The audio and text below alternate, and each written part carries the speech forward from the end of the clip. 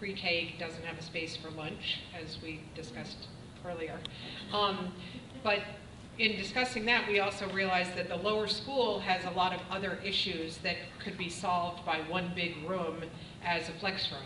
And Dick, it could also be a yoga room. It would be a perfect space to do yoga classes or meditation or whatever.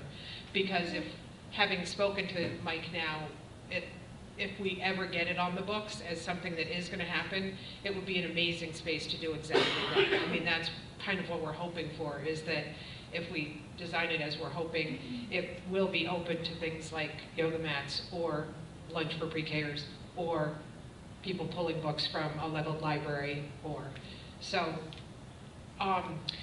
these are all the things that were the problems. There are many problems that can all be solved by one room. Pre-K boys eating lunch, lower school reading workshop loves to have their leveled library books in one space so that they can do all the pulling from one place instead of jumping from classroom to classroom. So if we had one space where it could all be in one place, it would be awesome. The extended day program uses all the classrooms in our wing. The kindergarten and pre-K rooms are happy to have them in there, but for those poor teachers who are walking down the hall at 3 o'clock going, oh, whose room am I in today? It's just not fair. They have no place to put all their stuff. They don't know where they're going every day. It's just a little bit of chaos in their own heads. Once they're in, they're fine, but it would be a really cool thing if they could have a space to call their own, where they can have everything stored in one place and they know where they're taking their children every day. If the space is big enough, we can divide it in two also so that they can have 2 different activities going on at once. So if we build this room above the pre-K rooms, which when they built the pre-K rooms, they made them so that it can be built upon, so it's no big deal. Really. It would be a space that all these things could happen in. So, including having the refrigerator and sink situation for our lunch. But we don't have to have a whole kitchen because there is a whole kitchen downstairs. But if they wanted to use that space for something else, of course we made room for it. So here is my model that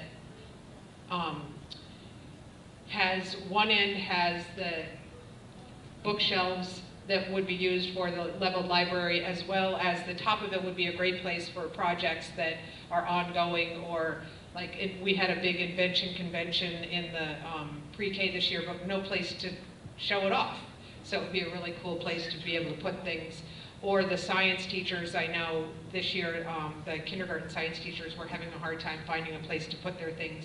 So it would be cool to have space for that. The big cabinets would be for EDP and also maybe Skill Center if they wanted to. This would be an awesome place for pullouts and for tutoring because it would be right upstairs or right down the hall instead of walking them for 20 minutes of the 40-minute period that they have to work with kids. And obviously it would be enough room for pre-K lunch.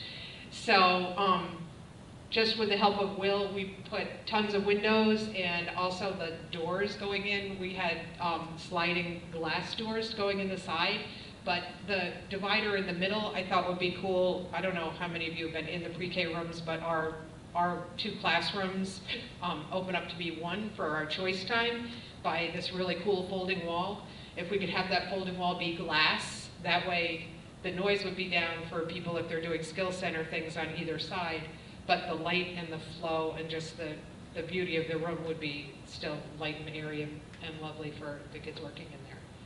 So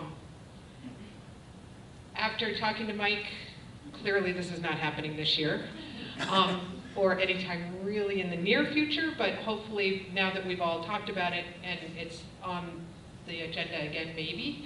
A couple things would have to change.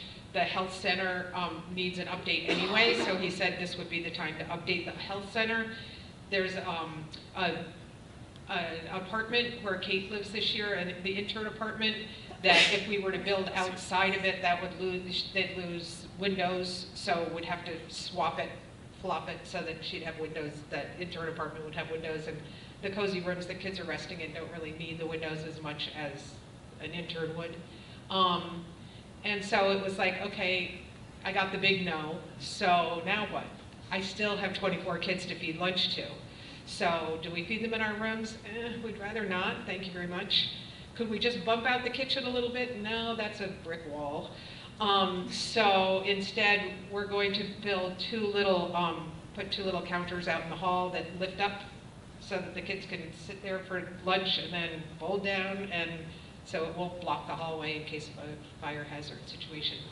So there's, I think, one more slide of that picture of what it'll look like. It'll be a little higher. I didn't have any, I just put it on the stools today, but so, and Mike gave me the okay on that. So we did get something accomplished. Baby steps. Thank you very much.